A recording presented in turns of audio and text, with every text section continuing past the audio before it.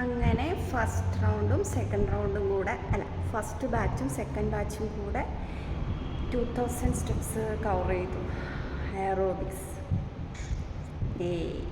കഴിഞ്ഞില്ല. ഇനി വീട്ടിൽ പോയിട്ട് ഓട്ടാണ്. ഇനി വീട്ടിലെ ഓൺലൈൻ സെക്ഷൻസ്, വീട്ടിലെ കാര്യങ്ങൾ, പിന്നെ എക്സാംസ് വരാൻ പോവാണ്. വീണ്ടും അസൈൻമെൻറ്റ് 8 സബ്ജക്റ്റ് എഴുതണം. അതിൻ്റെ ലാബ് ക്ലാസ് സ്റ്റാർട്ട് ചെയ്തു, അതിൻ്റെ റെക്കോർഡ്സ്. ഇതിനിടയിൽ എത്ര ടൈം ഉറങ്ങിയെന്ന് ചോദിച്ചാൽ എനിക്ക് തോന്നുന്നു ഒരു 2 മണിക്കൂർ ഉറങ്ങിയിട്ടുണ്ടാവും. അപ്പം എങ്ങനെ ഇതൊക്കെ മാനേജ് ചെയ്യാൻ പറ്റുമെന്ന് വെച്ചാൽ ഫസ്റ്റ് ദൈവത്തിൻ്റെ അനുഗ്രഹം, 2 എയറോബിക്സ് ചെയ്യുന്നത് കാരണം ഒക്കെ മാനേജ് ചെയ്ത് പോവാൻ ദൈവം ഇതുവരെ അനുഗ്രഹിക്കുന്നുണ്ട്, സപ്പോർട്ട് ചെയ്യുന്നുണ്ട്. ഇനിയും മുന്നോട്ട് ഇതുപോലെ പോകാൻ കഴിയട്ടെ. Self motivation. വീട്ടിലെത്തി. ക്ലാസ് കഴിഞ്ഞാലുള്ള ടെൻഷൻ പിന്നെ വേഗം വീട്ടിലെത്തുക എന്നുള്ളതാണ്. കുറച്ച് സമയം അവിടെ ഒന്ന് ഇരിക്കും, പിന്നെ വീട്ടിൽ വരുമ്പോഴത്തേനും ചില ദിവസങ്ങൾ കുഞ്ഞുങ്ങൾ ഉറങ്ങിയിട്ടുണ്ടാവും, ചിലപ്പോൾ ഉറങ്ങിയിട്ടുണ്ടാവില്ല. ഇന്നിപ്പോൾ അവർ ഉറങ്ങിയിരിക്കുകയാണ്.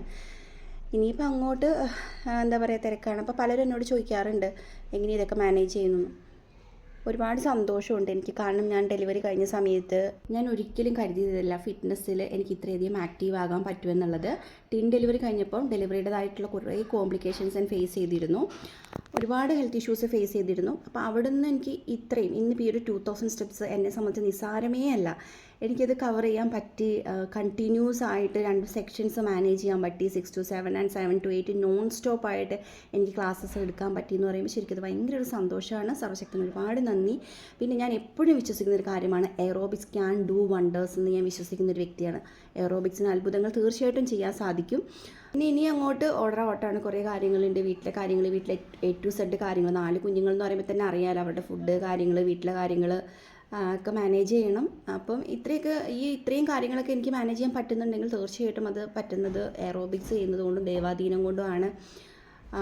ആരുടെയും സപ്പോർട്ട് ഇല്ലാതെ ഇങ്ങനെ. പിന്നെ ചെറിയ സപ്പോർട്ട് ഉണ്ട്. ഹസ്ബൻഡിൻ്റെ ആയാലും മോൻ്റെ ആണെങ്കിലും ചെറിയ സപ്പോർട്ട്. പക്ഷെ അങ്ങനെയല്ലല്ലോ ഇപ്പം വീട്ടിലെ കാര്യങ്ങളൊക്കെ പറഞ്ഞിട്ടുണ്ടെങ്കിൽ ഫുഡ്, കുഞ്ഞുങ്ങളുടെ കാര്യങ്ങൾ, ഇപ്പോൾ എക്സാംസ് നടന്നുകൊണ്ടിരിക്കുക, അപ്പോൾ അവരുടെ കാര്യങ്ങൾ.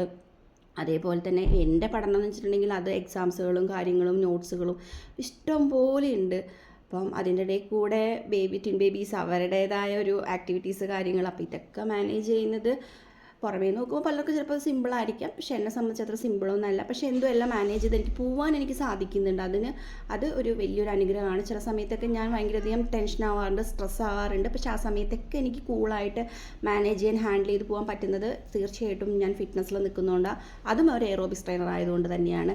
പിന്നെ എൻ്റെ ബേബീസ് ഭയങ്കര കുറുമ്പന്മാരാണ്. കുറച്ച് പേർക്കെങ്കിലും അറിയാം, കുറുമ്പൻ കുട്ടികളാണ്, ഹൈപ്പറാണ്. അപ്പോൾ ക്ഷമയോട് കൂടിയിട്ട് ഈ സ്ട്രെസ്സും ടെൻഷനൊന്നും എൻ്റെ കുഞ്ഞുങ്ങളിലേക്ക് വരാതെ നല്ല രീതിയിൽ അവരെ ഹാൻഡിൽ ചെയ്യാൻ പറ്റുന്നുണ്ട്. അത് പല ആൾക്കാരും കുറുമ്പ് കൂടുമ്പോൾ എങ്ങനെ മാനേജ് ചെയ്യുന്നത്, തല്ലിപ്പോകും എന്നൊക്കെ. എനിക്ക് അങ്ങനത്തെ ഒരു പ്രശ്നവും ഇല്ല. ഞാൻ ഹാപ്പി ആയിട്ട് തന്നെ അവരെ മാനേജ് ചെയ്യാൻ ശ്രമിക്കുന്നുണ്ട്. ഇതിനെല്ലാം എന്നെ സപ്പോർട്ട് ചെയ്യുന്നത് തീർച്ചയായിട്ടും ഞാൻ ചെയ്യുന്ന എൻ്റെ ഒരു ഫിറ്റ്നസ് തന്നെയാണ്. അതും വലിയ രീതിയിൽ ഫിറ്റ്നസ് അല്ല. എനിക്ക് ആഫ്റ്റർ ഡെലിവറിക്ക് ശേഷം കുറേ കോംപ്ലിക്കേഷൻസ് ഉണ്ട്. കുറേയൊക്കെ ഞാൻ ഓവർകം ചെയ്തു വരുന്നു. എന്തായാലും ഒരു ഡീറ്റെയിൽ ആയിട്ടുള്ളൊരു വീഡിയോ ഞാൻ ഇടണമെന്ന് ആഗ്രഹിക്കുന്നുണ്ട്. കുറേ വർഷങ്ങൾ കഴിഞ്ഞ് തിരിഞ്ഞ് നോക്കുമ്പം എനിക്ക് തന്നെ സെൽഫ് മോട്ടിവേഷൻ തോന്നില്ല. ആ വീഡിയോ കാണുമ്പോൾ എനിക്ക് എന്നോട് തന്നെ ഒരു റെസ്പെക്റ്റ് തോന്നും തീർച്ചയായിട്ടും. അപ്പോൾ അതിന് വേണ്ടിയിട്ട് മാത്രമാണ് അപ്ഡേറ്റ് ചെയ്യുന്നത്. പലരും ഇങ്ങനെ ഒരുപാട് വിഷമങ്ങൾ പലപ്പോഴും എന്നോട് ഷെയർ ചെയ്യാറുണ്ട്. ഫിറ്റ്നസ് പോലും എക്സസൈസ് പോലും എനിക്ക് പറ്റുന്നില്ല, അത് വലിയൊരു ടാസ്ക്കായിട്ട് കാണുന്നവരുണ്ട്. അപ്പോൾ അവർക്ക് ജസ്റ്റ് ഒരു മോട്ടിവേഷന് വേണ്ടി മാത്രമാണ് ഞാനിപ്പോൾ ഈ ഒരു വീഡിയോ ഇങ്ങനെ ഷെയർ ചെയ്യുന്നത്.